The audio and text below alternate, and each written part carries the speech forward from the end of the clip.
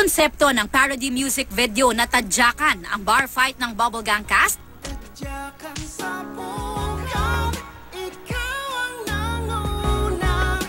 at mayroon pang mannequin challenge. Nag-viral ang video sa social media at trending pa sa YouTube na umabot na ng mahigit 200,000 views. Na-appreciate ko rin sila lalo. Kasi pagka nag-viral yung isang video, yung isang material na ginawa mo, malaking ano na yun malaking boost. Hindi lang para sa akin personally, kundi pati sa show. Maging ang lead vocalist ng Up Dharma Down na si Army Milyare natuwa sa spoof ng kanilang hit song.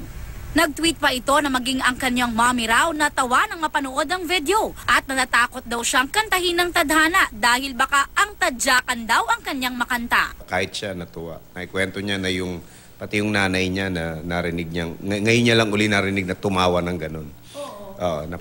Parang bruha daw yung tawa. Ganun yung description niya Karaniwan nang nag-i-spoof ng mga kanta ang gag show sa loob ng 21 taon.